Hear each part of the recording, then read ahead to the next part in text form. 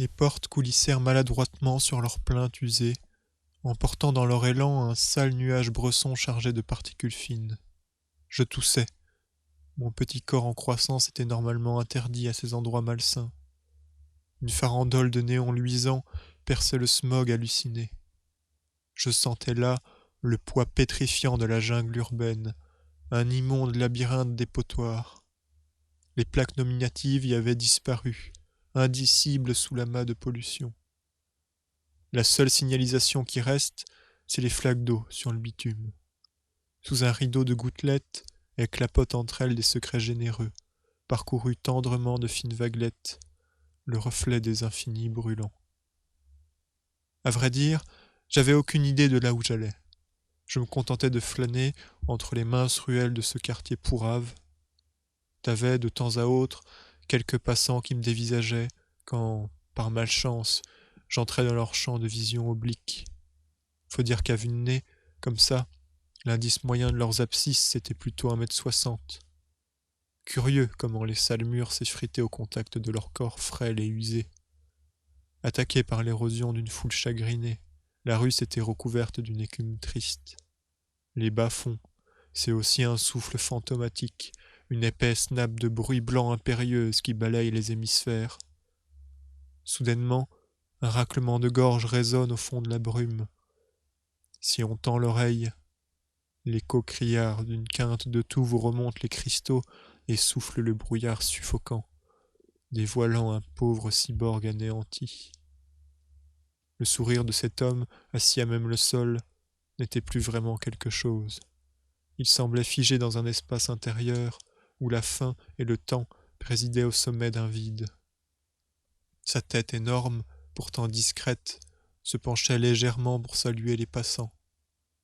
C'est à cet instant que lui venait son tout petit rictus, toute petite flamme d'un passé qu'on lit du coin de l'œil, gêné, presque apeuré d'y trouver un peu de nous-mêmes. À un âge avancé comme le sien, de la même manière que pour mon jeune corps, le super amas noir devient insidieusement meurtrier. De même, on s'aveugle en deux spies. Partout, c'est les écrans, des fenêtres pleines de têtes d'hommes, le mirage aux 1000 visages. Sur les murs ou dans le creux de nos paumes, on respire l'inconscient et le rêve, la souffrance et le cauchemar. Hé, pourquoi le sol se rapproche-t-il autant de mon visage? Saloperie! Mes jambes commençaient à fléchir sous le poids des kilomètres et ma progression, déjà pas très athlétique, prenait des allures de déambulation macabre. J'arrêtais mon regard hagard à la lueur d'une ancienne verte fluo, à la bonne liqueur. Pas très ragoûtant comme intitulé. Sûrement un bar à pute. De toute façon, le choix, je l'avais plus trop. Il y avait le panard de la mort qui se glissait dans mon dos. Il furetait mielleusement, comme un bougre, tout attentif à mes allaitements. Putain 2, putain 3, putain 4 high coins. Par ici les belles putains. Voilà comment elle m'introduit l'IA du comptoir. J'ai pas le temps de souffler, de péter un bon coup. Déjà on me stimule. Je veux juste un demi. Vous avez de la chance, mon petit, ici on sert tout à tout âge. Aussitôt dit, voilà la belle blonde mousseuse qui énonce un de ses gros câbles. La vue de ce liquide salvateur me fit revivre en mémoire un passage des pauvres gens de Fiodor, où la bière, avec d'autres liquides incertains, semblait pourvue d'une singulière capacité à fatiguer le cerveau.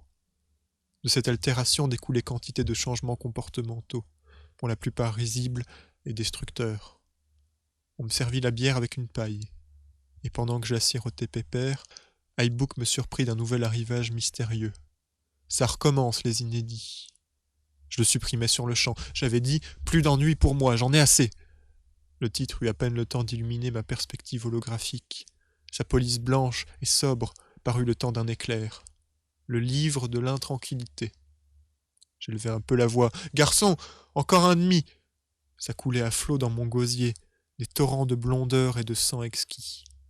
Ma tête battait pleine mesure, 4e vitesse sur des verres néons. Puis la porte du bar s'entr'ouvrit péniblement, laissant pénétrer dans le saloon un léger nuage d'obscurité venimeuse. « Entrez donc, soyez sans crainte, » dit platement le barman. J'aperçus à cet instant une longue tête très mince qui avançait devant la poignée, puis lentement derrière elle toute une carcasse désossée qui se traînait. C'était une sale tête de vieux, toute blanchâtre et ratatinée. Une cerise mûre sur un gâteau sec. Le type vint prendre place au plus près du serveur, certainement pour une affaire intime. Il s'était connecté sur un salon privé et papotait en crypté. Impossible de savoir ce qu'il se disait. Après quelques minutes, le vieux alla se voûter dans l'angle le plus crade au fond de la pièce, et le barman disparut derrière son rideau de perles holographiques. On pouvait l'entendre dérouiller des mécaniques dans la réserve. Je fixais attentivement ce fossile effrité qui se rongeait les sangs. Ses yeux débordaient de sécheresse et trahissaient une longue période triste d'effacement intérieur. Des yeux qui ne clignent plus, ces signes d'un être égorgeant ses avaries. Soit c'est un fêlé, soit un ex-fêlé grossièrement travesti. Parfois il arrive que le transfert intra-utérin des mémoires génétiques se fasse mal. Dans ce cas, emmêlé avec les données neutres, un paquet non désiré de mémoire émotionnelle est secrètement installé. Ces paquets dissidents sont remplis de traits de caractère appartenant à la mère porteuse. Ils se mélangent aux fichiers neutres et, comme dans un cheval de Troie, viennent se placer à la racine de la mémoire morte, créant ainsi des personnages instables et névrosés. La majorité d'entre eux deviennent inaptes au travail après le passage du cap existentiel. Je commençais d'ailleurs à me flipper d'être un de ceux-là. Rien de pire que de finir sa vie corrompue. On vous fout sous quarantaine et puis là, comme une merde, votre vie disparaît, pouf, plus d'existence, rien qu'un pauvre légume. Le barman revint suivi d'une grande et mince sex-machine aux formes rebondies. Le vieux s'agitait un peu dans la pénombre et un large sourire malsain éclaira soudainement son visage. À peine eut-il le temps de se mettre debout qu'une nouvelle petite nénette lui sautait dessus, cette fois dans le dos. Elle l'avait enlacé, et incapable de se mouvoir, il dégueulait sa voix chevrotante en amères imprécations. « Laisse-moi me la faire, j'en ai besoin, salope, michto, laisse-la moi pour me finir !» Bien que le barman prît un air féroce, son ravisseur bougeait pas d'un poil. Elle restait stoïque plus, et malgré ses fâcheuses dispositions, son visage restait plein de grâce, subjuguant l'atmosphère puante de solitude et mon petit cœur de jeune homme. Elle essayait de l'emporter dignement, mais dans sa débâcle, il lui foutait des coups bas. Je me levai pour les suivre d'un air civil, observant le pauvre vioque qu'on extradait du pays des désirs, vers la rue aux mille misères et son infini d'abîmes. « Excusez mon indiscrétion, mademoiselle, mais vous l'emmenez où, ce monsieur ?»« Oh, vous en faites pas pour lui, je le ramène en lieu sûr, chez lui, précisément. C'est louche quand même, j'insiste un peu, au moins pour mater la meuf. »« Je vois, dis-je d'un ton ferme. Vous êtes un de ses parents, alors ?»« Ah non, pas du tout. Je suis aide-soignante dans sa résidence, on m'a chargé de le ramener. Vous savez, il est un peu sénile. » Le vieux se débattait plus, mais ronchonnait très fort en faisant des gestes odieux aux passants. J'aurais bien aidé à le tenir, mais avec ma petitesse, il m'aurait écrasé sans se rendre compte de moi. Contrairement aux passants aveugles, elle voyait bien que je les suivais plutôt méfiants. Le doute, c'est mon affaire. Elle me relance quand même. « Vous connaissez la résidence Seldon ? C'est là qu'il habite. Vous voyez, dans le quartier B3. Vous devez connaître, c'est immense. » Ça me dit rien, son truc, le monde, je le vois depuis hiver, le reste, ça n'existe pas. Je me dis que je vais les suivre un peu, ça doit pas être bien loin. Chien en lit, mes poumons en disent le contraire. Les suffocations me reprenaient. iBody lance sa grosse alerte. J'ai droit aux visions tourbillonnantes. La nausée qui me retourne et le béton sale soutenant ma chevelure. Oh, c'est son visage qui s'approche du mien. Inquiète, toujours gracieuse. J'en perds connaissance. « Monsieur Dimitri ?» Je voyais 2 yeux d'un œil, une belle paire de bleus. « Oui ? Vous êtes enfin parmi nous. Enfin, excusez d'être si prompt, mais quel est votre géniteur ? Ça déclenche mon biomatricule.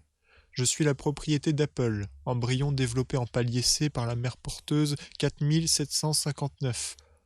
Monsieur Dimitri Douatra. » Oui, je la reconnais maintenant, la belle inconnue.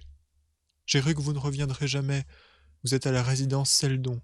On vous a fait une petite place en urgence après votre léger malaise. » Oh oui, je sais, iBody m'a classé comme très fragile. À présent, je peux plus rien faire librement sans qu'on me gueule une alarme. Genre, be careful, poteau. Tu tires trop sur ton jeune corps, ça va te bousiller et te briser en moignons. Mais si c'était que du corps. la laideur qui vit en moi de manière parasitaire.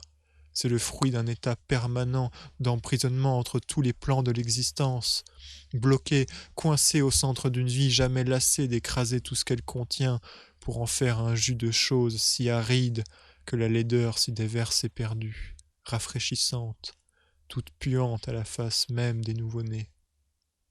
On va vous aider à vous lever. Allez, 1, 2, 3.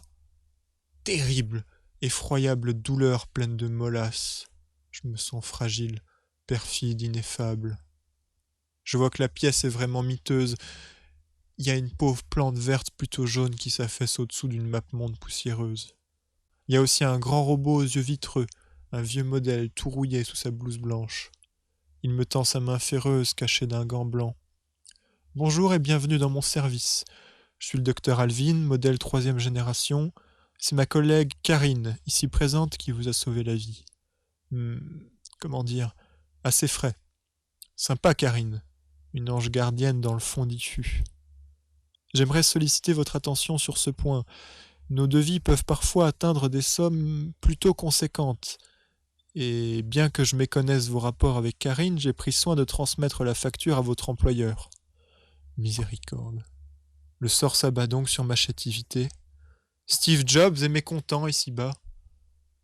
Tout le monde médit de moi. Le problème, enchaîna-t-il, c'est que suite à ce devis, votre employeur m'a renvoyé le duplicata d'un acte de licenciement à votre égard. L'indisposant, cela va de soi, à vous couvrir les frais. Apple licencie peu, sauf quand c'est chaud. Steve, dis-moi, est-ce si brûlant pour mes fesses? Brillant! Oui, c'est décidément très brillant. Un poisson d'argent protecteur, une longue chevelure. Je pris soin de ne pas répondre en m'éloignant, l'air hébété et perdu par la fatigue. Devant moi s'étendait un long et étroit couloir plongé dans une pénombre gothique et parsemé de minces rayons pixelisés. Il y avait sur toute sa longueur des mouvements petits d'ombres pâles, qui, dans un silence mortuaire, se déplaçaient d'un bord à l'autre du corridor sans se décider à aller quelque part. Ce panorama m'effrayait légèrement, sans pour autant m'empêcher d'avancer. Je progressais sur le Styx, la barque chavirante et le regard froid. Derrière moi, les aides-soignantes semblaient déjà m'avoir oublié. Leur présence stérile se dissipait dans ces airs de stupre pourrissant. D'innombrables séries d'acronymes marquaient les portes crouillées sous digicode. Je suppose que les vieux devaient chacun retenir leur numéro. Au bout d'un couloir vint la lumière, aveugle et éclatante, paralysant mes paupières. Mes yeux de marbre observaient longuement la salle de séjour. Quelques meubles orange et jaune avaient été disposés sur les courbes d'épais tapis veloutés. Je ne comptais pas le nombre de pauvres âmes qui s'y trouvaient, échangeant des postillons bavards autour de jeux de dames, Scrabble et autres gâteaux secs. Les vieux étaient enveloppés d'une grossière odeur de soupe, bien qu'en y prêtant une attention prononcée, je démêlais presque les fraîches senteurs d'une culture de thé. J'avais plus de place en moi pour la franchise. L'indécision restait ma seule amie. Elle m'indiqua à demi-mot une grosse chaise luminescente à l'apparence confortable. Ainsi je me trouvais mêlé à un cimetière d'octogénaires, spectateur involontaire d'un grand tournoi de dames. La lutte était sans merci sur la surface tactile. Le moindre petit pion virtuel faisait l'objet d'une concentration sans faille. Sûrement jouaient-ils leur vie à ces mouvements binaires. Pourtant l'atmosphère restait détendue. De grosses peaux plissées se déridaient le temps d'une boutade. Certains gardaient précieusement de courts préceptes philosophiques, longuement mûris au fond des gorges rauques et usées par les plus anciennes mémoires. Peu à peu j'oubliais mon statut précaire, m'abandonnant à un prélassement total, franchement cool. Mes paupières chevauchaient lentement mes iris, caressant comme des vagues légères mon océan profond de solitude. L'atmosphère m'emportait paisiblement dans un petit roupillon. Je ne sais combien de temps perdura ce demi-sommeil confort, jusqu'à ce qu'une faible lumière me ramena à la vie de sa voix étrangement éraillée. « Monsieur Mignon, oh comme vous êtes élégant quand vous dormez. J'ai longtemps hésité à vous réveiller pour vous le dire, mais voyez certains de ces messieurs, elle désigna des membres du personnel, vous guettaient d'un regard inquiétant. C'est gentil, quelle attention, quelle légèreté enveloppait ses pensées. Je ne crois pas être la seule à vous avoir trouvé charmant. Tout le monde ici a apprécié votre présence parmi nous. C'est, je crois, le moment d'en profiter et de filer tant qu'on vous couvre. Il m'appuya d'un clin d'œil tout naturel.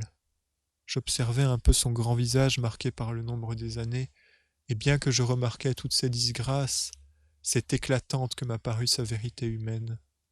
Je pensais, voilà une femme qui vit, prête à en découdre pleine et débordante d'un feu embrasé. Mais l'existence qui court haletante dans mon dos, aliénée et inaltérable, me rattrapait une fois de plus. J'allais devoir rentrer chez moi, payer mes dettes et replonger dans un monde numérique indicible, un carambolage de pensées. Je vous paierai par PayPal, hurlai-je aux blouses blanches en détalant. Sur le seuil du triste vestibule, mon regard s'arrêtait une dernière fois pour étreindre son visage. La vieille anonyme me souriait, belle et angélique, suspendant sa main chaleureuse contre le gravat de mes angoisses, le temps d'une seconde, d'une jouissance infinie. Le chemin du retour fut liquéfiant, écoulé dans un mélange d'innombrables inquiétudes et d'un nouvel amour foudroyant.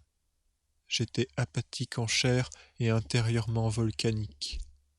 Au fond de moi, un pic rocheux s'érigeait, incapable de faire le vide dans son magma. Une émission s'apprêtait à me secouer en flambée suicidaire, par scénettes de coulées pyroclastiques, en mots déprimés, tous prêts à la chaîne pour faire trembler mon être.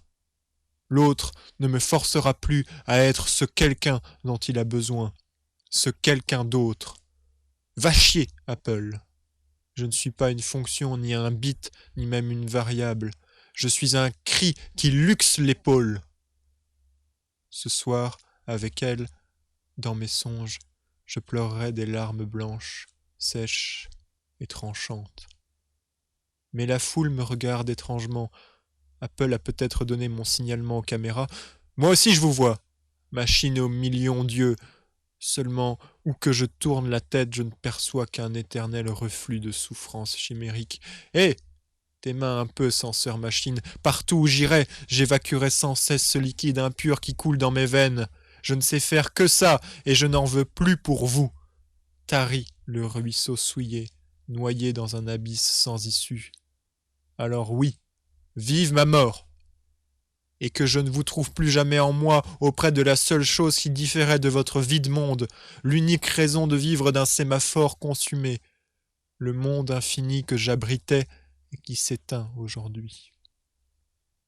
J'étais déjà dans l'ascenseur. Ma playlist zen ambiante s'était déclenchée à bas volume. Les cams cachés dans l'habitacle avaient capté mon angoisse. Certainement, mon visage en était lacéré, comme sous les coups d'un fouet. Sur la paroi taguée de motifs obscènes, la glace crasseuse renvoyait mon misérable reflet. J'étais soulagé in extremis par les micropubs, celles qui, telles des spores frénétiques, fécondent les vapeurs de ma triste contemplation. Stroboscope syncope, des flashs hypnotiques de femmes sucrées envahissaient ma face d'outre-tombe. J'étais, à défaut d'être désirable, au moins aussi irréel qu'elle. Comme d'hab, dans le corridor, un type avait pissé de tout son long. Encore un sans-gêne ou un pervers qui s'excite à montrer sa queue aux saintes caméras. Pendant que je m'allongeais sur mon matelas défraîchi, aux prises avec de féroces pensées, iBook me notifia d'une nouvelle réception. On m'expédiait, droit dans le disque dur, une petite quantité de mots, de phrases et de pensées, réunis sous les champs de Maldoror. Je dois avouer, j'y compris R. Qui m'envoyait ces foutus bouquins barjots? Je m'inquiétais qu'on puisse harceler comme ça impunément, sous couvert d'anonymat. Les fichiers étaient toujours soigneusement cryptés, mais en mon fort intérieur, je ne trouvais rien de plus réjouissant que ces appels d'un monde étranger. Les courbes de cet ouvrage résonnaient comme la ritournelle d'une vie meilleure, le reflet inversé d'une seconde sphère. Plus j'y plongeais mon moi, moins je trouvais véritables les choses issues de ma perception. Même les réalités virtuelles surpassaient l'existence du monde, à la manière des gens bienheureux qui ont la force de la sincérité, le doute de leur doute. je m'extirpais. Le visage de mon cœur, c'était elle. Chacun des traits de son visage occupait mes pensées. Depuis mes profondeurs occultes jusqu'aux futilités aériennes, tous mes motifs lui étaient dus. J'allais la retrouver. Il le fallait. Dans mon eye contact, la fonction scan des conversations était active, ce qui signifiait qu'au début de chaque entretien avec un inconnu, je récupérais le profil social de mon interlocuteur et m'attribuais ensuite ses pages Facebook, Instagram et autres. J'oubliais vite les chants de Maldoror, bien que je ressentais durant ma lecture l'étrange impression d'une bombe à retardement. La sensation que certainement ce lot très amont amorçait avec malice des explosifs spiritueux pour éclater mes veines. Marie Nara, c'est ainsi qu'elle s'appelait, conçue il y a 73 ans en secteur B36, ancienne employée de bureau à la retraite et aujourd'hui présidente en titre du club Renaissance, Société des Amis des Jeux de Société. Durant sa cinquantaine, son flux FB était plein de photos de plages tropicales surimprimées de citations spirituelles. Alors qu'à 46 berges, elle avait l'air assez triste. Ses joues sombraient toutes creusées sous des yeux alors amaigris jusque dans le fond inquiet de ses orbites. Peut-être était-elle en dépression, ou qu'elle essuyait une crise précoce de la cinquantaine. Oh, ça doit être son mec qui a dû la quitter, oui, il est là sur la PDP de ses 33 ans. Un gros barbu avec un regard fuyant. Par contre, à 23 berges, c'était autre chose, elle rayonnait, toujours affichée avec son groupe d'amis proches. Elle crevait l'écran parmi ses autres insouciants. Un astre de joie qui file le sourire rien qu'à se laisser flotter sur ses pupilles. Oh, sa belle peau sculptée comme de fines dunes parsemées d'oasis. La vie y a fait couler des baisers, des torrents de pensées. Je la trouvais encore plus charmante aujourd'hui. Du haut de ses 73 ans, elle incarnait Vénus, la beauté immanente. Je me demande bien ce qui a pu se passer dans sa vie. C'est toujours inimaginable une existence. Ou alors on délire. On s'enfile la tête la première dans des films rocambolesques. Un fatras absolument invraisemblable de story time. J'hésitais, tranché au vif par le nœud de mes sentiments. Devais-je lui écrire, lui déclarer ma flamme? Très risqué comme méthode, super vieux jeu. Du calme, sinon tu vas merder. On se concentre. Mon doigt pressa fébrilement l'icône « Ajouter plus ». Toute résolution prise pour agir, il fallait au moins qu'elle soit ma poteau FB. J'en peux déjà plus, l'amour me dévore. Affamé et insatiable, il ne lui reste que les rebuts de ma raison. Je suis prisonnier d'une mosaïque complexe, hors du temps, façonnée à même la roche du désir. Où vont mes fantasmes? Ils s'envolent loin de ma geôle et me laissent perdu, plongé dans un vide effroyablement mort, tirant dans leur procession ma vie vers un haut illusoire, au centre des cimes cotonneuses, vers les rosses incendiées. Je bavarde un peu avec elle, les premiers contacts, je trouve, se passent bien. C'est aussi souvent très idiot. Il y a là comme la plus profonde des misères humaines. Les premiers mots, c'est l'aveu du besoin de l'autre, l'aveu d'une lâcheté à être, pour l'autre, cet autre dont on a besoin. C'est au bout de tout l'aveu de notre devenir, quoi qu'il puisse de nous, quoi qu'il se passe, nous reviendrons toujours ici, à l'osmose insensée de nos deux asymptotes. Pour fuir ces mornes méditations, je m'acharnais à transfigurer mon amour sur high notes, passant et revenant sans cesse sur des tournures de phrases de plus en plus méticuleuses. Je me trouve ridicule de t'écrire ça, même en ce moment je dois être tout rouge de timidité. Et au milieu de ce truc illisible, j'ajoutais « Depuis je ne pense qu'à ton sourire et tes yeux pleins de douceur. Ton esprit m'a fait oublier un moment que le temps passait sur nous, et te voilà loin maintenant. Tout ne m'a jamais semblé aussi long. » Mais que c'est mièvre! Simplet, naïf et désespérément merdeux! Je me torturais à longueur de journée. Plus de boulot, plus rien à faire. Apple m'entretenait au chômage comme quelques autres corrompus. La raclure du système, les inavouables bugs de chair. Alors, pour passer le temps, je courais après ma peur, pour l'abattre, la violenter et froidement l'assassiner. J'étais ma propre peur. Si elle meurt, je meurs aussi. Quel supplice. À la naissance de mon sentiment d'amour, en moi, au même instant, une angoisse effroyable prenait vie à l'état parasitaire. Dans ma chrysalide de verre, un succube avalait sans repentance son hôte papillon. Pendant cette période de scribouillard guimauve, j'oscillais entre mon lit toujours défait et la petite fenêtre du salon, qui allongeait pauvrement sur ma table basse un envoûtant filet de lumière cryptée de publicité subliminale. À vivre dans des appartements si petits que dès qu'on s'y déplace, on y est forcément exposé à la vue du monde par une fenêtre solitaire donnant sur la rue. On en vient à devoir choisir une posture pour ses yeux et celui des autres.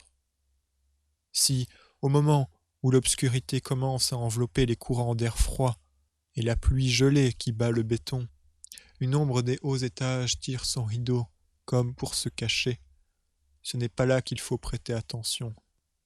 Ceux-là vont se distraire sur Pornhub et Slut Roulette.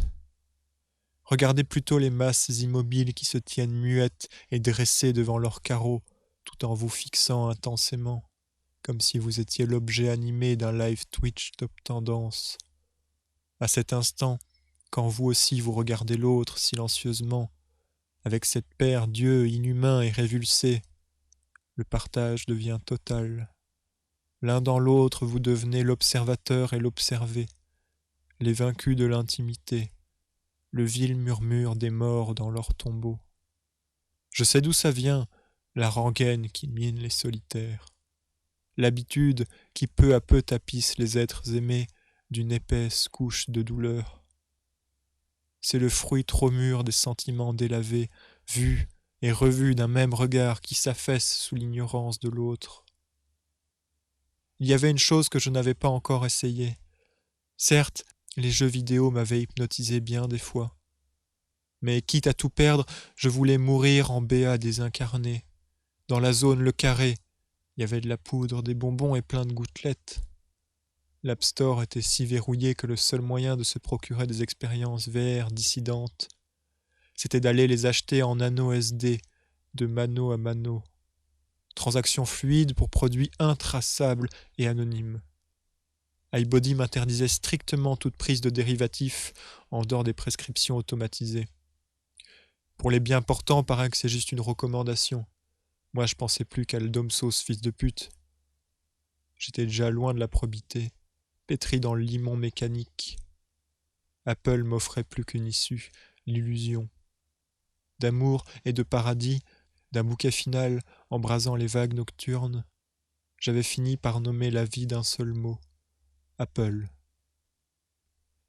MX-Star, phalacite, substance M, Arcol, voilà le menu scandé en cachette. Moi je voulais me planter toutes les données, il me faut toutes vos puces. Non, non, il me fallait vivre encore pour Marine.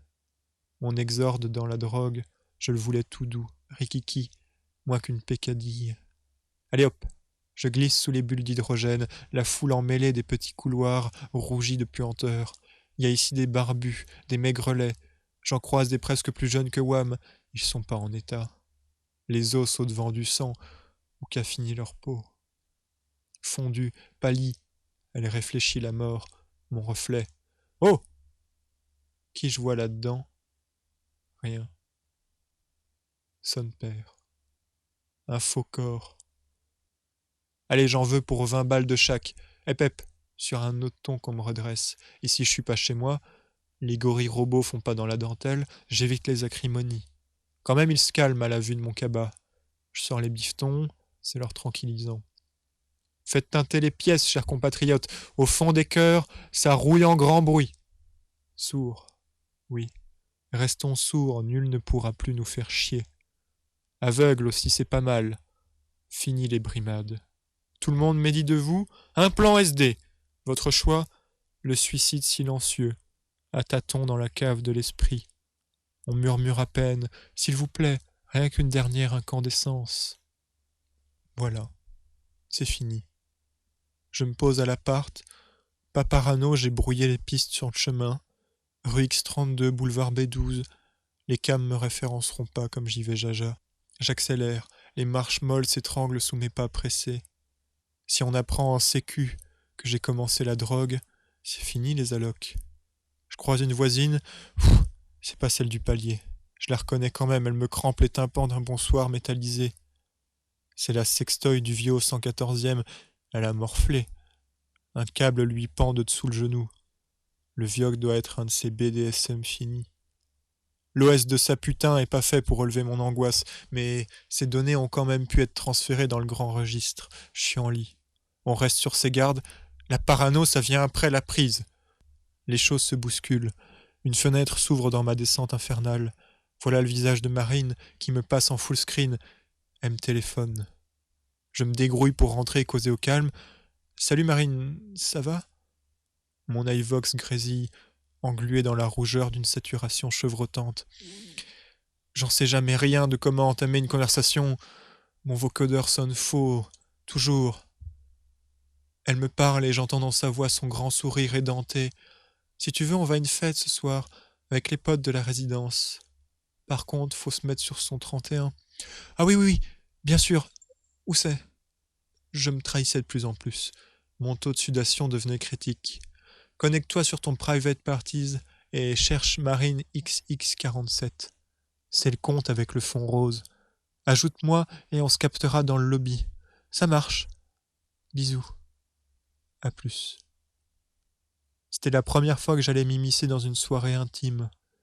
Jusqu'à présent, mon seul ami, c'était ma voix, qui, depuis ces lointains caverneux, ne me quittait jamais. Elle répétait « Je suis » aux sourdes oreilles de mon cœur. Ce soir, c'est elle qui viendra pour me souffler la fort. Avec Private Parties, rendu à la page d'inscription, on se dessine une apparence propre, personnelle, jusque dans les moindres détails. Alors je me suis un peu grandi, à peine embelli. De longs cheveux bruns bouclés caressaient maintenant mon nouveau visage gracieusement élancé. Dans un complet classe, on devinait mes muscles de mec balèze. Je devais taper du 24 berges à tout casser. Bien dans sa peau, prêt à séduire. Telle est la devise du chasseur de salopes. Ouf pour moi, j'étais sensible. Mon cœur allait pour baiser la main d'une amante élue. Sonne 19h30, les ondes deviennent θ. Les corps se retrouvent l'aune. Dans le lobby, il y avait beaucoup d'actifs. On les reconnaît à leur insigne VIP. Ceux-là peuvent se ramener dans n'importe quel salon gratuit, même sans invitation. Entre deux de ces rich men, ma belle Aurore s'est lancée vers moi dans une myriade de rayons perçant le silence. Bien qu'elle se fût métamorphosée en petite jeunette reine de beauté, sa démarche toute naturelle me charma comme la première fois. Le lobby restreignait les conves à l'usage d'émoticônes. Alors on se dégrouilla vers le salon 319, refuge des festivités. Avant de rentrer, je précisais ma playlist. Il est assez impoli d'écouter sa zik à soi aux dépens de celle de l'autre, car les gens alors créent des dissonances rythmiques et peuvent se voir traités d'égoïstes. Je pris la liberté de mon bon plaisir, estimant que mon niveau d'angoisse était déjà suffisamment élevé pour endurer leur musique d'esclave. Il m'a paru, en arrivant, que je n'étais pas le seul à braver ces bonnes mœurs. Tous les vieux jeunes dansaient comme des pantins désarticulés, chacun allant d'un pas désaccordé à celui de l'autre. Ils étaient, pour la majorité, sapés comme au bon vieux temps. Au bruissement de son vocodeur, Marine parut teintée d'une nostalgie émue. Comme les autres retraités, elle semble chercher ici une nouvelle jeunesse. Quand j'eus chaleureusement fini de saluer l'ensemble des convives, Marine et moi nous retrouvâmes pris à converser avec Romain, un octogénaire copain de sort, caché sous l'avatar d'un jeune rappeur à la coupe communément soignée et aux bagousses pimpantes. Nos remarques tournaient autour des petits fours et du soda. Étaient-ils suffisamment nombreux pour assouvir l'appétit virtuel des fêtards? Perso, j'en avais rien à cirer, n'ayant Dieu que pour mon hirondelle, ma muse, ma douce ritournelle. Bisque! Qu'il était insipide, ce freluquet. Je devais supporter ses âneries avec tenue, au risque de froisser Marine. Jamais j'aurais souhaité l'avoir vexé. Son regard me tenait immobile, hypnotisé dans ses profondeurs frénétiques. Elle tombait bien sur mon silence. Ses yeux flottaient au-dessus de mes peines. Ça devenait trop. Je pouvais plus supporter la présence parasitaire de ce bachibouzouk. Déjà, ma raison débordait d'angoisse et de stupidité flottante. Le sort pressa l'idiot. Finalement, lassé par nos inepties, il alla se tailler plus loin pour zouker avec les autres, abandonnant nos 4 pupilles, rien que moi et elle. Je crus un instant qu'elle s'empresserait de le suivre, impatiente de laisser un pisse-froid comme Bibi s'entretenir avec sa solitude. Mais, éreintant tout ce qui me restait de courage, je sacrifiai une dernière missive à l'océan. Ma bafouille malaisée glissa sur le thème des sentiments. Je lui avouai tout timide les secrets de ma passion si discrète. Comment mon cœur étroit se trouvait vite incontrôlable dans ces rares effusions pathétiques. À tort sûrement, ma raison préférait la réclusion silencieuse, étouffant sauvagement mes désirs d'action au plus profond de moi.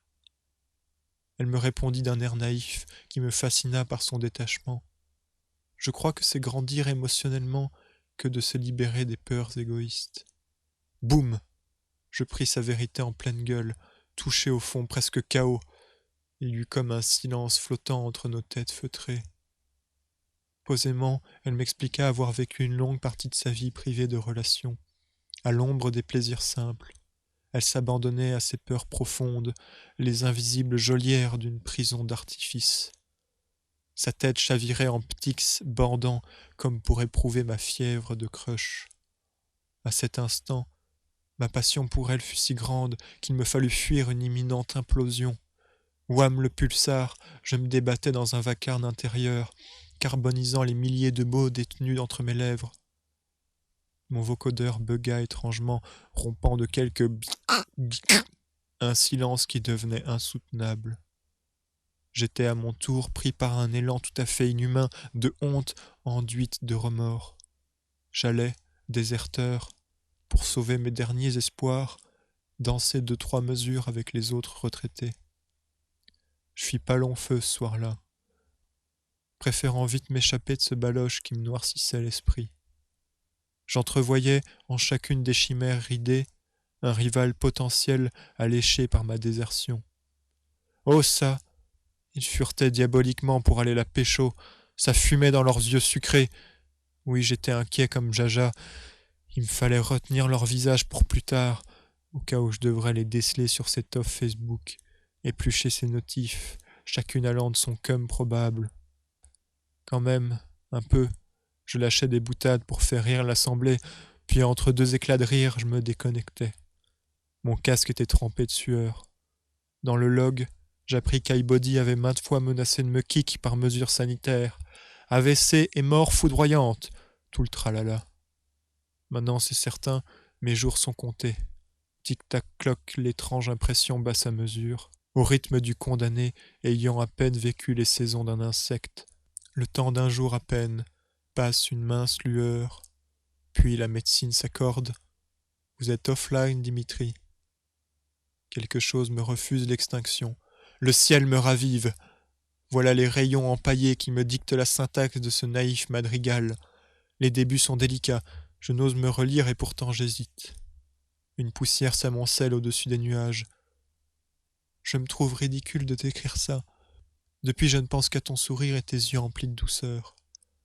Comme ton nom cache un être, et épargne un moment le temps qui marche sur nous. Te voilà loin maintenant, et tout ne m'a jamais semblé aussi long.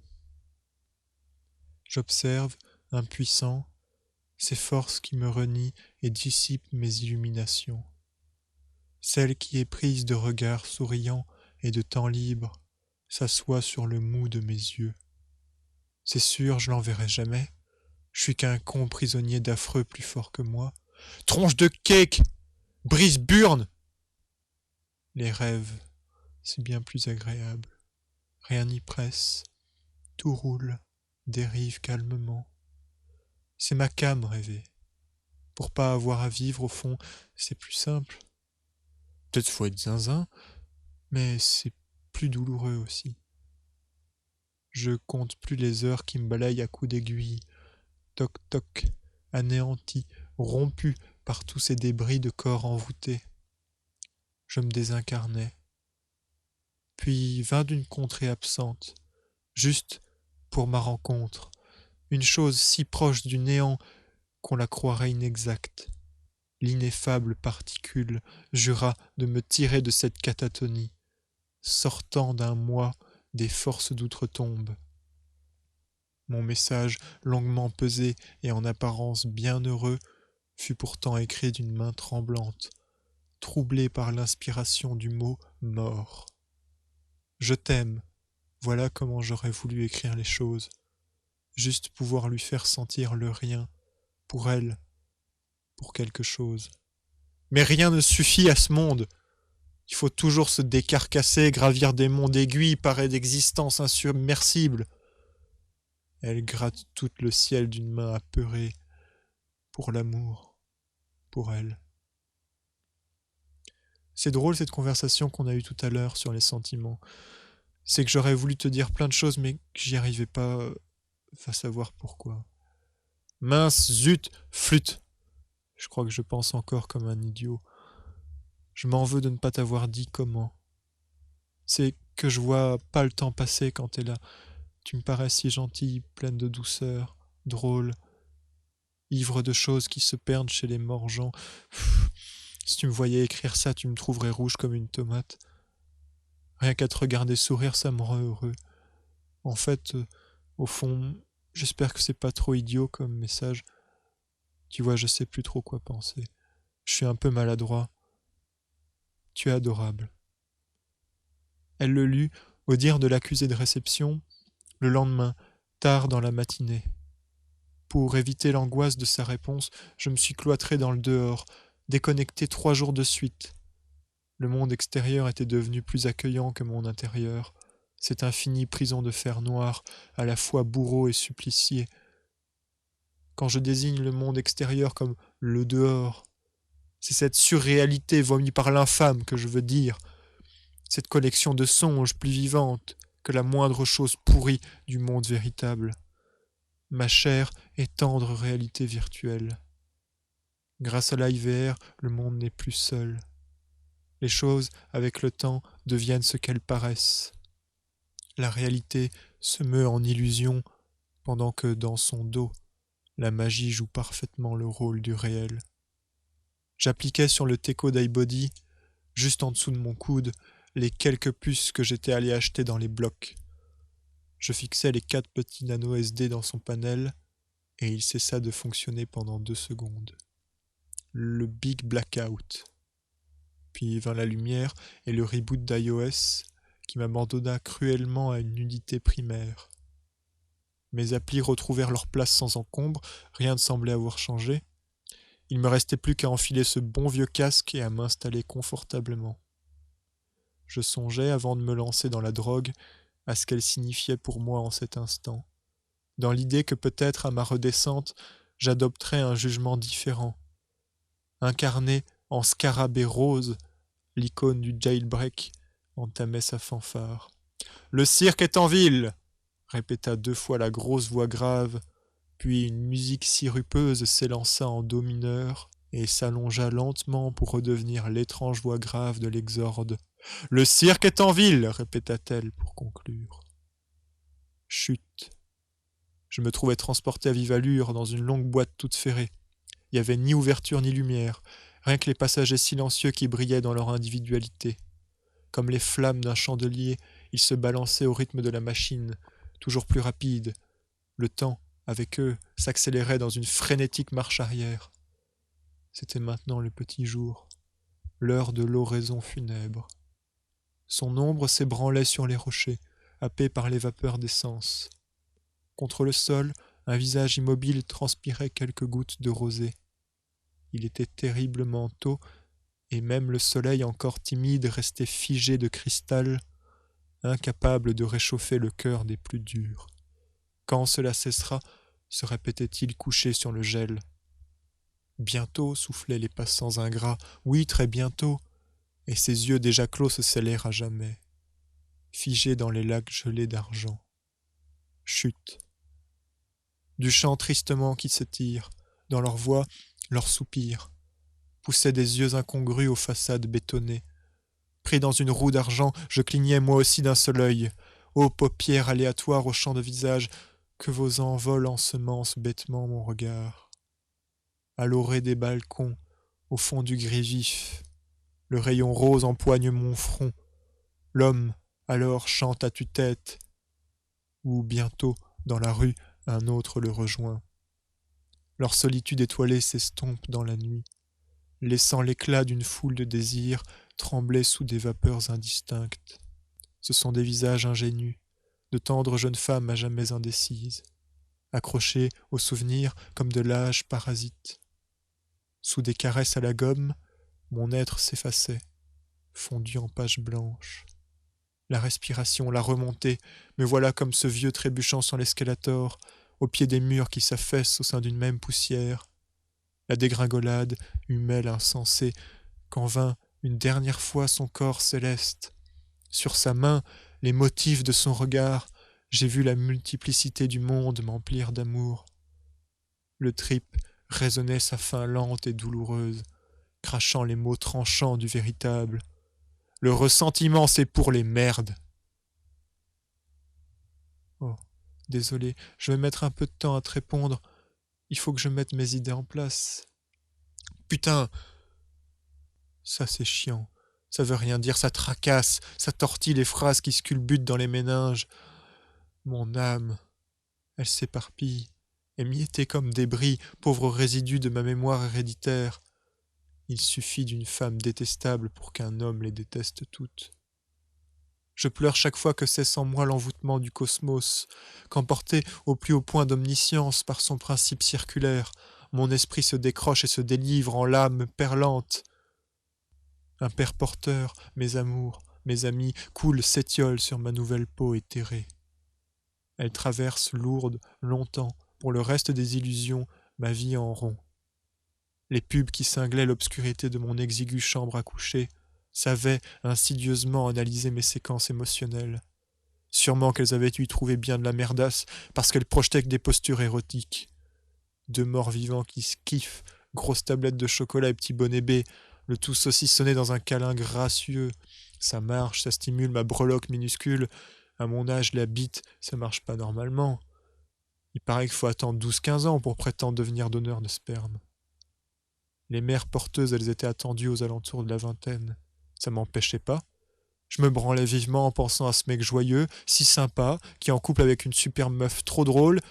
Et puis quand mon sperme jaillit du fond sombre et puant de cette flaque porno, droit sur leur visage de rêve, je me mis à hurler.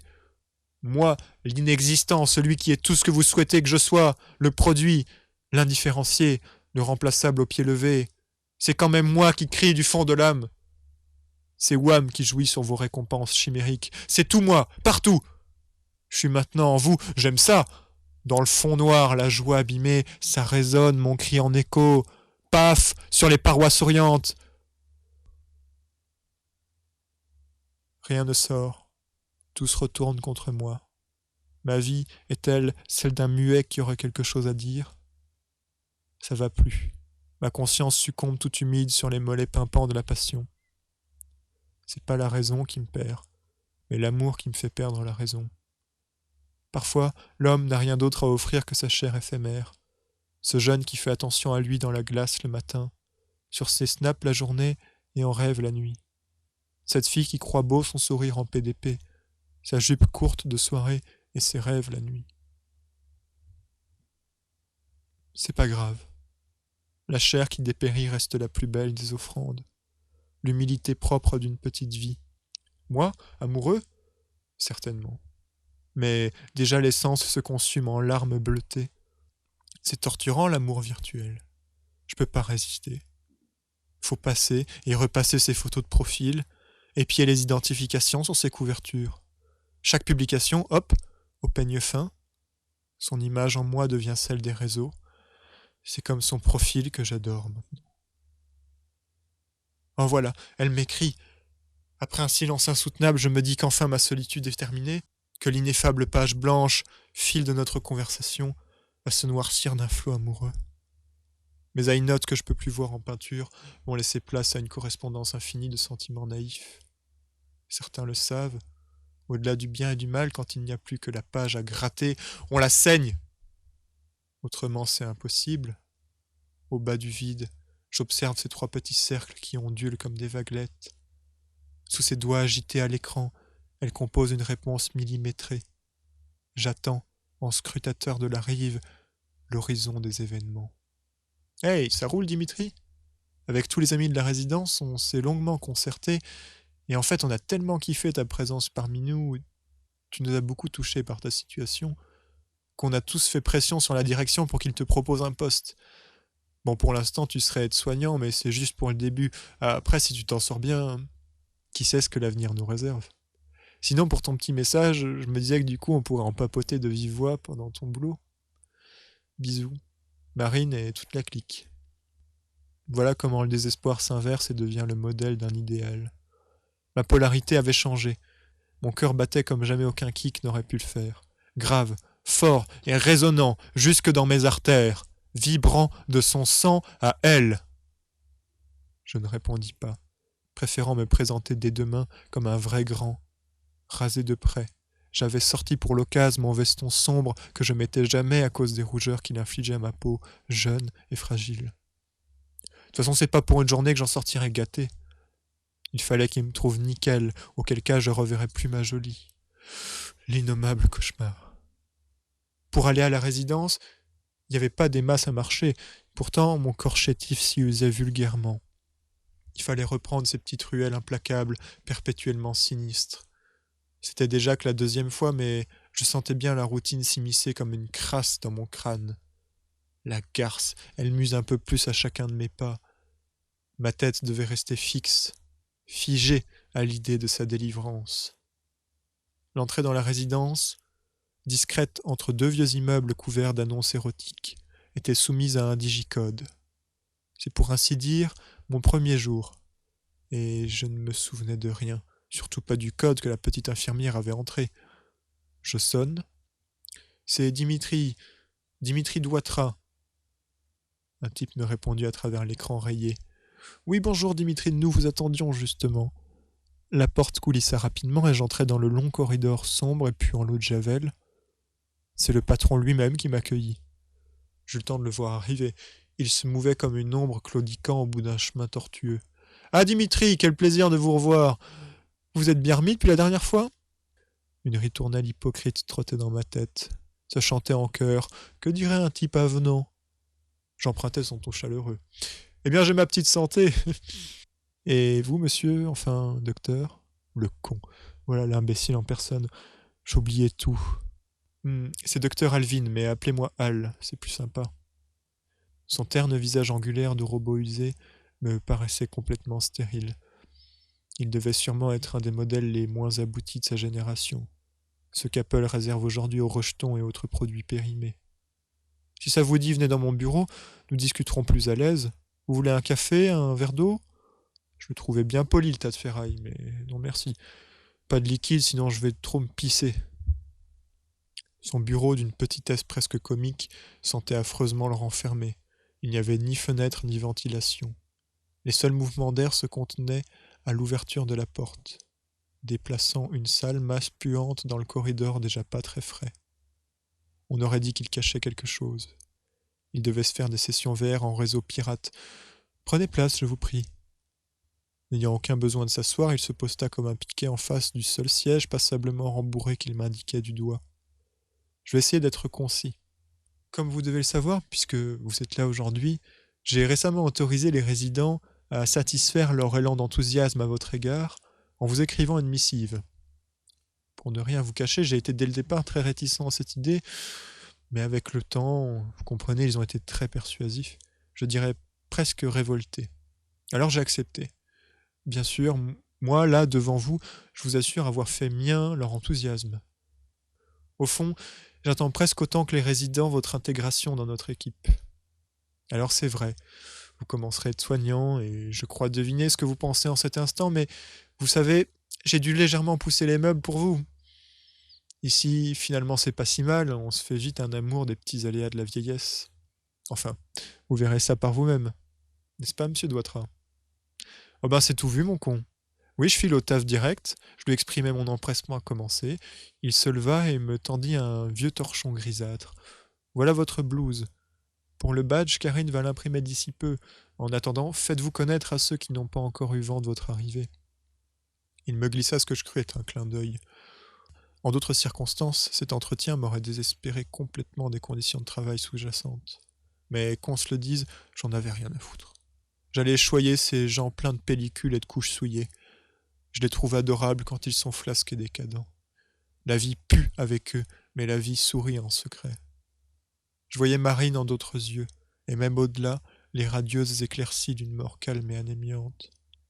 Leur fin serait ma vie, un torrent intarissable de vigueur. C'était un paysage enviable pour quiconque s'est pété le bide toute sa vie en se goinfrant de souffrances autodestructrices.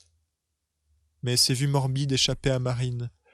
Mon amour détournait la perspective de sa mort, et chacun de ses traits fatigués était pour moi les flammes d'un grand feu vivifiant. J'arrivais inextinguible dans l'immense réfectoire aux senteurs de viande bouillie. J'allais l'apprendre plus tard.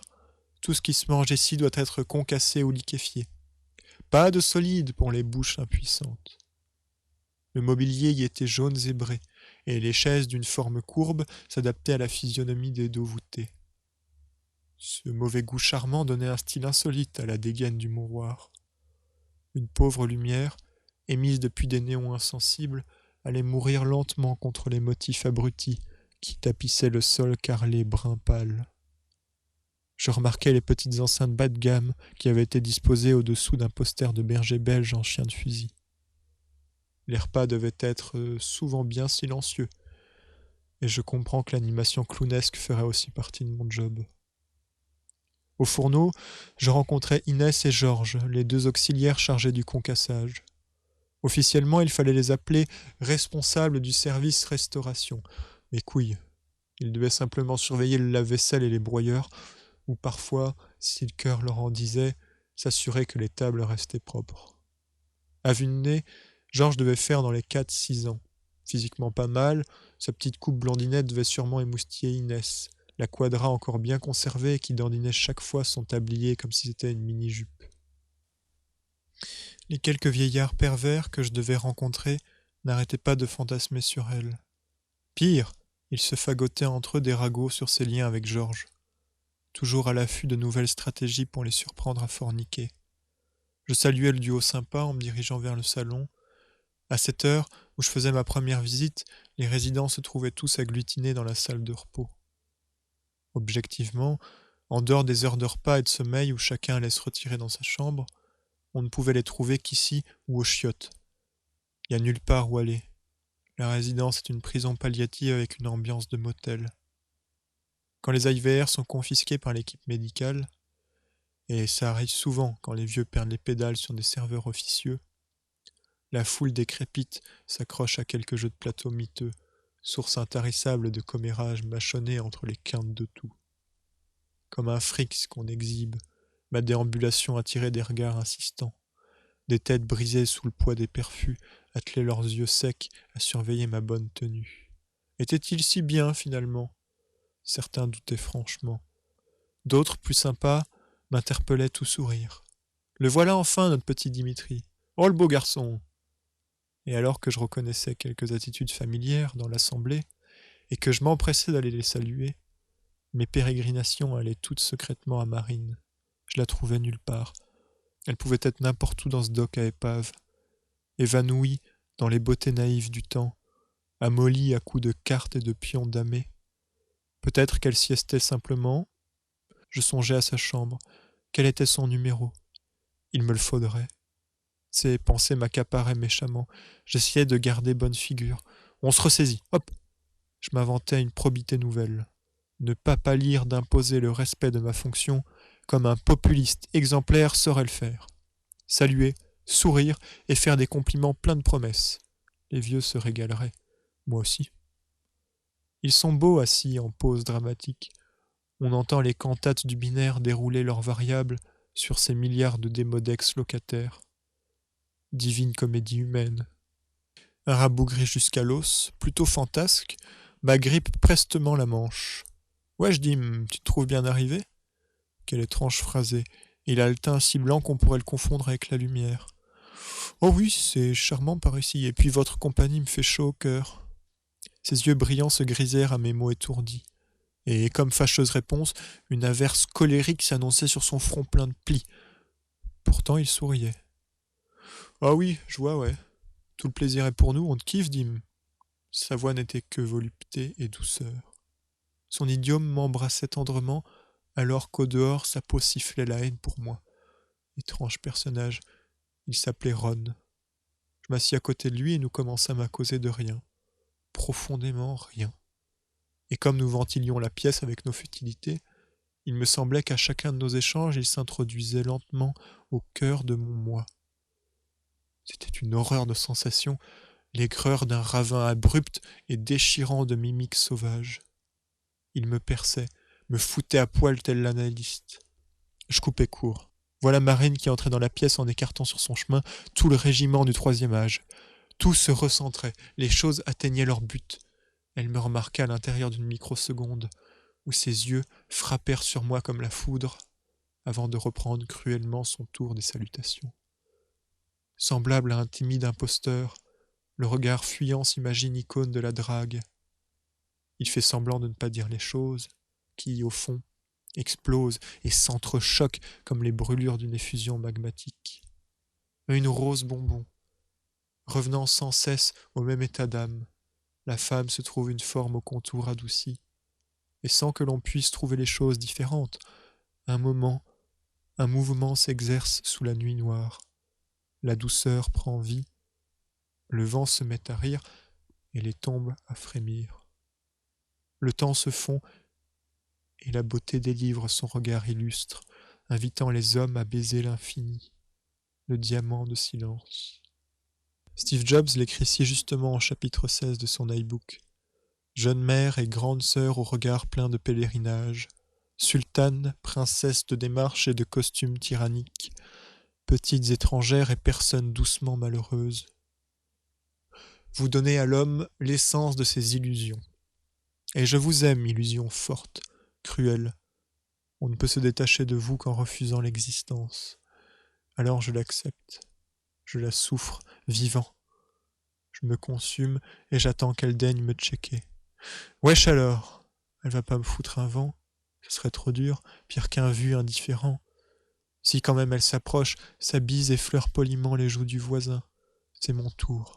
Son parfum avait à peine accosté mes narines qu'il me glissa secrètement à l'oreille. C'est une poucave, le Ron. Et sans croiser son regard, j'explosai de rire. La salle vibra d'un flot puissant et inaltérable. Jamais je n'avais déversé autant de mon être aux yeux du monde. Elle riait avec moi, cachant d'une main de marquise sa bouche étincelante de bonheur. Nous ne pouvions plus contrôler la vie. Et pris d'une harmonie surélevée, d'une passion mortelle, chacun serrait fiévreusement la main de l'autre pour se retenir. Dans notre frénésie, le précipice irréductible s'offrait à nous en puissant séducteur, chaud, irrésistiblement bandant. Ron, ce trou de balle, restait ostensiblement muré. Rien ne lui aurait arraché une grimace d'empathie. Il nous scrutait d'un air hautain et infernal qui m'indifférait. Le temps n'avait plus lieu, et mes sens s'enivraient pour la première fois d'une décharge véritable. La tension tombait langoureusement sur les têtes blanches, laissant comme une senteur de folie s'introduire dans leurs pores élastiques. Marine s'apaisait. Sa tête aux cheveux rares et ondulés restait habilement penchée sur mon épaule, prenant un soin adorable à ne pas bousculer mon corps ingénu. Je n'osais pas la regarder. Depuis notre éclat chaleureux, je n'avais pas encore osé lui soutenir mon regard. La passion se renfrognait en moi lentement, et je craignais de redevenir l'otage de mon apathie. Une sonnette retentit. Karine, le docteur Alvin et une nouvelle aide-soignante noire déboulèrent pour cacher les vieux. Ils m'expliquèrent la manière de leur prendre la main, comment les guider vers leur chambrette qu'ils connaissaient par cœur. C'est cette inédite dame au teint sombre, petite et assez robuste, qui eut l'honneur d'accompagner Marine. Moi je me contentais des squelettes silencieux, ceux qui n'avaient plus aucune causerie. Nous faisions des allers-retours entraînant les vioques comme des petites choses dociles, puis enfin Il n'y eut plus personne à coucher.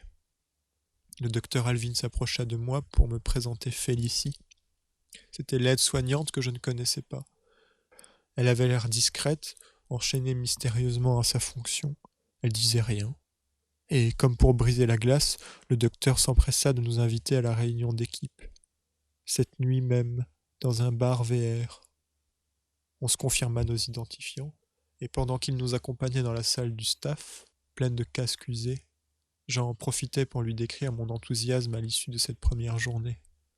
Et il synthétisa dans son vocodeur « J'en suis tout de joie », avec un timbre de contentement si ridicule que je crus qu'il faisait du cynisme non dissimulé. En fait, lui aussi était vieux et frêle. À peine passé le seuil de la porte, je vis que la taille des casques ne correspondait pas à ma tête d'1 an et demi. Je proposai au docteur de les rejoindre plus tard, le temps de rentrer chez moi et d'utiliser mon modèle perso.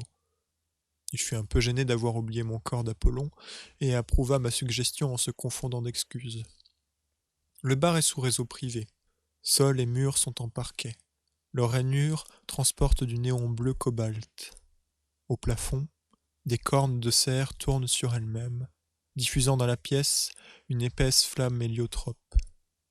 Karine prit l'apparat d'une féline et le docteur Alvin celui d'un grand noir ultra-baraque.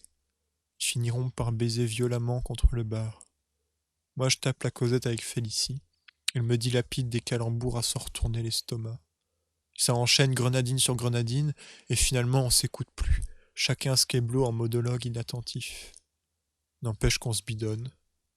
Je l'observe qu'elle rigole d'une main vigilante sous son immense manteau en peau de renard. Ses yeux poivrés se plissent tendrement derrière de grandes lunettes blanches incrustées de fleurs. Elle est timidement douce, belle, d'une beauté virtuellement irréelle. Je pissais un coup, bravant les chiottes pyramidales à la rectitude principe. Urine et Atlantis s'élèvent sur moi au son d'une guinguette égyptienne. Prudence, aucune goutte n'ira sur le teco. L'homme au manteau orange s'approche. Dévêtu au-dessous de la ceinture, ses yeux s'exorbitent vers moi en oriflamme vermeille, qui, dans un mutisme de griot, me firent voir Marine en atomes, comme morte, réduite à la racine invisible. Sa chatte luxuriante me détraquait telle 2 pièces de puzzle. Partout où je vais, c'est l'étouffement d'une prison. Mes pensées enchaînées à la solitude se débattent dans un corps inerte. Rien n'y pénètre, et l'obscurité s'y complaît. C'est la mort, la fin d'un rien, le produit du vide. Me transperce une vive lumière, divine, immortelle. Me sourit son visage insouciant. Je tressaille. La vie me reprend et me torture une dernière fois. Son paradis s'expose, loin de tous mes tourments, loin de moi. À ses portes closes, je m'agenouille éperdu. Le désir s'enfuit, bras à l'amour, sur ses talons, son parfum qui s'estompe. Il ne reste qu'une ombre, le murmure d'innombrables remords, et j'entends les éclats du monde se péter des airs. Car enfin, de moi, il ne reste rien. La soirée a mal fini. Tout le monde avait fait des bêtises. Chacun est rentré chez soi avec la certitude réconfortante qu'on ferait comme si rien ne s'était passé. Pouah, tu parles. J'ai pas oublié, moi. Je m'auto-percute. Je me parcellarise. À l'aube, le gris tombe sur les rayons de paille flambant neufs. Mes yeux oscillent contre ma volonté. L'obligé, c'est encore nous. Ce cri d'un mal-être distordu qu'on peut entendre dans les sex-shops miteux, sur les quais et les bars d'immeubles, dans les têtes qui suintent la tristesse, il me trouble profondément, parfois jusqu'à la paralysie complète et angoissante de mon corps. Il cherche certainement à trahir et violer l'intégrité de mon être. Jamais il faut le laisser passer ne serait-ce qu'une once d'idée, le moindre misérable son, ou bien il vous subtilise tout, vous vide en un subterfuge de chair masquant l'infini du gouffre d'où l'on ne revient pas. Adieu les petites choses, la muette existence, le taf reprenait tranquillement. Dans une rotondité analgésique, on se serait presque passé le mot. Mais rien ne fuit. Les choses s'accrochent entre elles et brassent le temps. On s'attache au devant des ravins, le néant nous ziote en tête de chouffe. Aha! Aha! Son vocable est le nôtre. Aveugle, impotent des suites du monde. Pas de passé haut, pas de secours. Je passe un max de temps avec Marine, plus rien à cirer du travail. L'aiguille pixel me rentre dans l'os à chaque seconde filée. Les pubs d'Apple pour sa nouvelle appli. Horloge, c'est le bon moment. Me tarabuste l'oignon. Je tuerai le temps. Pour de vrai. C'est une affaire entre lui et moi. Nos corps seront unis sans épée. Plus d'autre besoin que celui d'être ensemble. Je le dirai tout à l'heure à Marine, mais là maintenant, on me fout les mains dans la merde. Va vider ceci, fais manger cela. Je cours, je bondis, puis surtout je m'essouffle. Aha! Aha! Ma tête les sermonne à la dague. Les rides s'amoncellent contre leurs os, pendant que nous, sous nos yeux pétés, se creusent les cavités des fouilles d'un essaim ouvrier. Ce soir-là, j'eus la chance de coucher Marine, et quand j'écris coucher, entendais tenir la main jusque sur le seuil du sommier. Non, bien sûr, j'ai glissé mes petits doigts frêles sous son gilet, courant naïvement ses dunes plissées, pendant que nos souffles candides mêlaient tendrement leurs effluves. À nos pupilles desserrées, ma langue minuscule accrocha sa gargantuesque baveuse, et dans ce cœur à cœur, il n'y eut plus qu'un orifice fauve et sans dents. À la faible lueur de sa couchette s'éleva en moi une tension que mes gènes palpitèrent. La mémoire des ancêtres entamait son exorde. Elle scandait, appuyée de puissants inconnus, qui frappaient leurs paumes en gloussant. « Dim, la vie te prend, Dim, la vie te reprend. » Je reculais comme une brute, car dans sa ronde, le pas lourd et encombré de Félicie secouait le corridor. Si on me prenait avec elle, que dis-je, si la morale saisissait nos chairs, nous ne serions plus jamais un être. Oui, pour les images machines, la faute serait définitive. Écartés comme des enfants, on l'exciserait en sale putain, et moi, émasculé pour perpète, je serais condamné à croupir sous les geôles anémiques du latex au voltage. À bientôt, Marine. À demain. Je l'embrassai tendrement sur la joue, quand, de son regard sensible, elle choya le mien d'une caresse désinvolte. Ciao, Dim. Mon corps va de mal en pire. Il s'affaisse morbide sous le poids de mon abdomen gonflant. Je suis certain que mon état est terminal, cela se ressent, dans le profond, les gouffres du sang. Oui, certainement ma vie est poilante. Du temps où j'étais frais et neuf, mon cœur était froid et creux. Bien affreux qu'aujourd'hui j'aime à en péter, littéralement mon corps est vide et mort. Que puis-je faire de moi? Erre, c'est évident. Naître, aimer, crever, voilà le programme pour ceux qui ont eu un bol fulgurant, car il me semble que beaucoup sautent l'amour comme une chienne. En ce qui me concerne, j'ai l'impression d'avoir vécu la teuté à l'envers, crever, aimer, puis naître. C'est pas mal comme ça. Au rayon vert, je pourrais dire tels les vieux cons. Finalement, ça m'a plu, au fond, c'était pas si mal. Des mal épitaphes de qualité. L'aspiration du sombre m'étreint, et je me désosse par palliation. Demain, c'est écrit tout de suite, et ainsi mon récit bascule. Pense-je. Les jours s'en vont comme des couillons sauvages dans les supermarchés. Au réfectoire, à l'heure du souper, la scène sentait la malmort. Un œil porté sur la serrure observait vilement les paternes des installeurs. La procession d'Eros s'immisçait en nuée virale dans nos têtes amoureuses. Accoudé aux côtés de Marine, sa robe délicieuse effrôlait de son blanc immaculé mon crâne fendu par la hache mythique.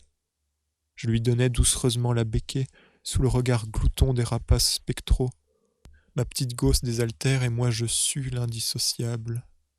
De ma bouche rien ne sort comme Dim voudrait, excepté le mensonge, qui à mon cœur reste toujours bien fondé. C'est la kermesse, le sbeul cérébral. Les mixtures iodées clapotent contre les palais, et je n'ai Dieu que pour elles, laissant seuls les requins dans l'onde. Sûr de Wham, ma langue s'élança. Marine aime? À la question, son regard se figea. Ma main soulevait une de ses mèches empoudrées. Oui, Dimitri.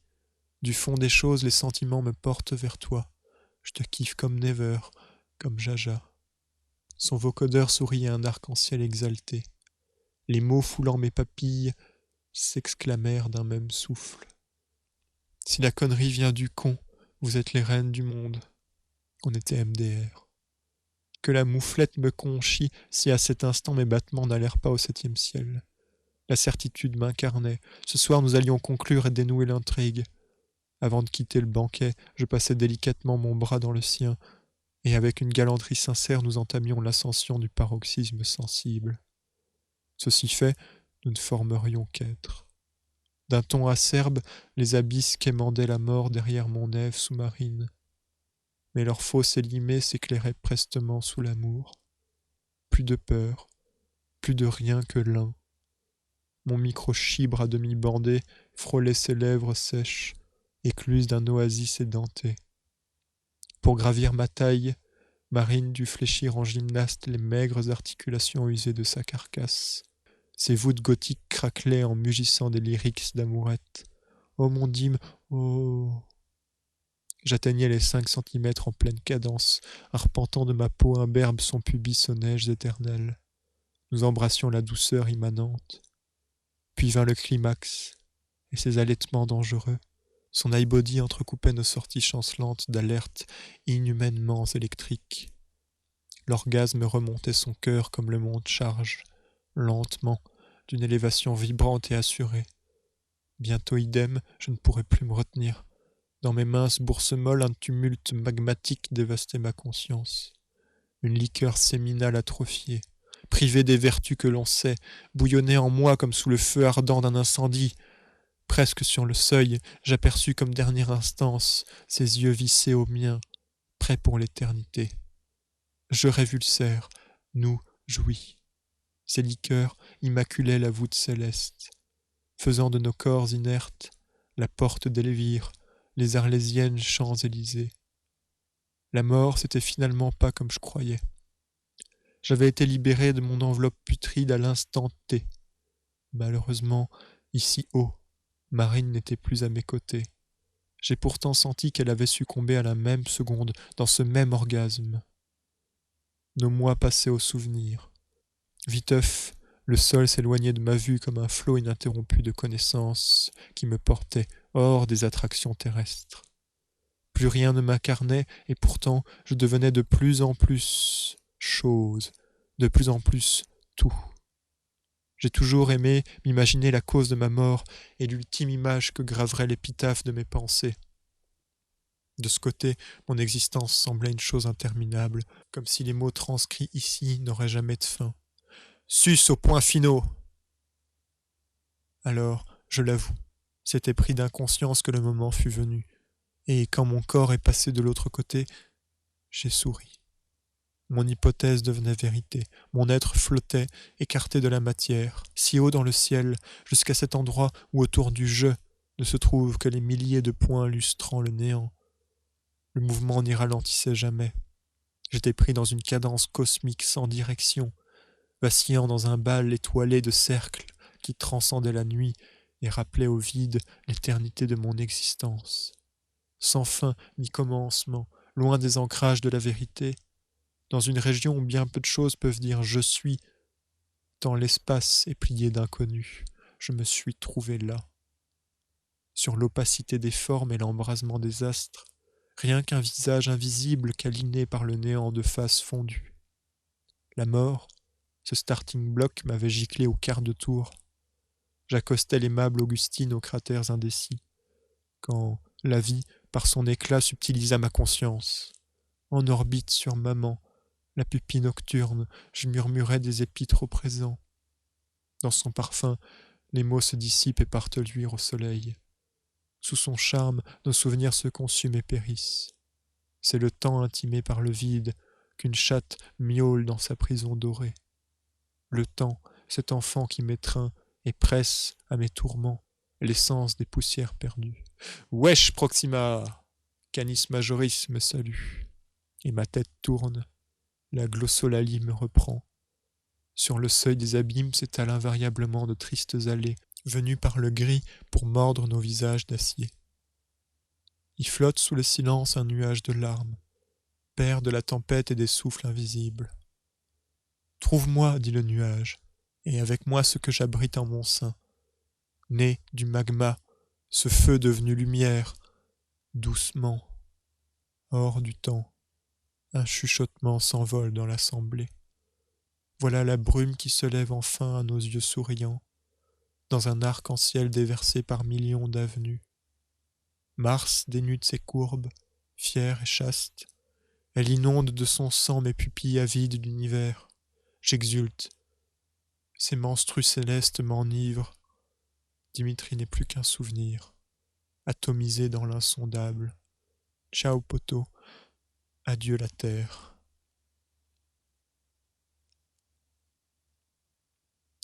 Je crois que je perds mon temps et ma vie à ne pas m'en rendre compte.